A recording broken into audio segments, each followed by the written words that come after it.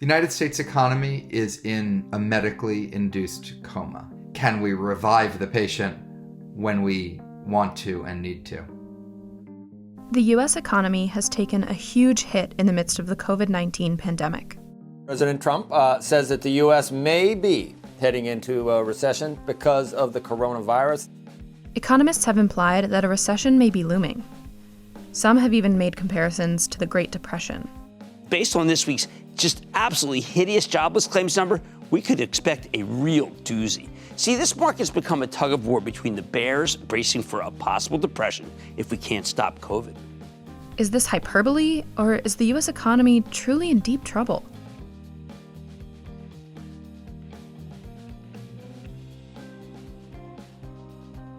First, let's define a recession. We typically define a recession as 2 quarters of negative GDP growth. The National Bureau of Economic Research will look back at GDP growth, they'll look at gross domestic income, they'll look at employment numbers, and they will put it together to try to identify the start and end of the recession. In terms of why we use the word recession, we use it because the economy is not behaving normally. We are in a recession. Whether you call it a technical recession in the sense of 2 quarters, we are in a deep, deep downturn. Numbers can be revised later on, so a recession is typically declared after the fact. That said, there are signals we could be entering a recession right now. To put it in a single word, it's been disaster. We're going to be looking at 1 quarter at least of negative economic growth, if not 2. It's almost impossible to imagine that we're not already in a recession. Almost certainly the recession started in the month of March. But Dr. Rouse notes that this recession isn't like the others we've experienced. Typically, our recessions have been induced because of an issue in the financial market and oil prices. It's usually induced from some sector in the economy. This is from a public health scare and a public health crisis. Economists are using different models to attempt to predict how the economy will respond to the coronavirus pandemic. There's 2 models. One is a natural disaster, and when a hurricane passes, everyone returns to work and an economy snaps right back to normal. Another model is a financial crisis, and after a financial crisis, it often takes 5 to 10 years for the economy to return to normal. I think that financial crisis scenario of a 5 to 10 year slog back to normality is more likely than the natural disaster one, but either is possible. How easy is it going to be to get the economy going again?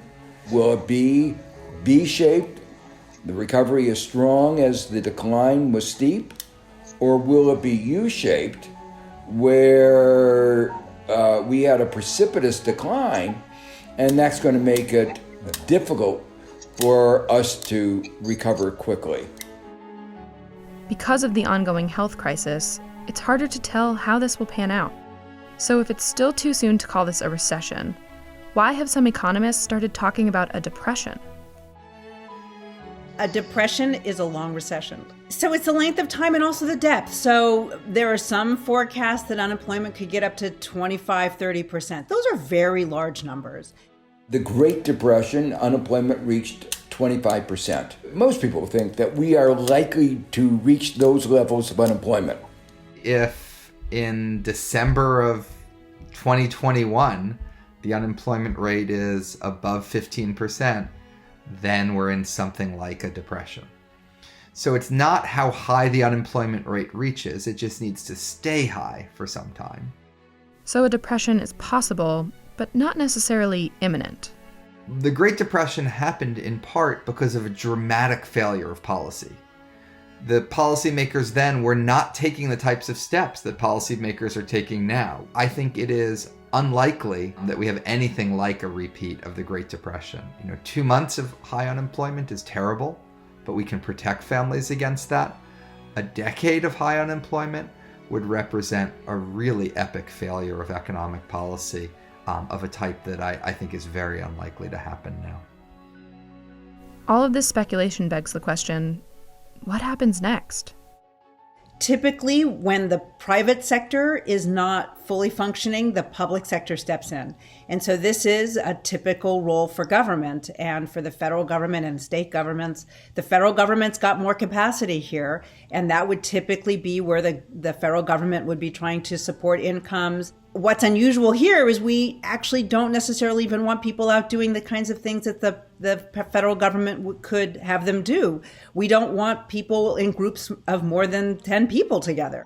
It's important that policymakers continue to do really big things. So don't be complacent and assume everything's going to be fine.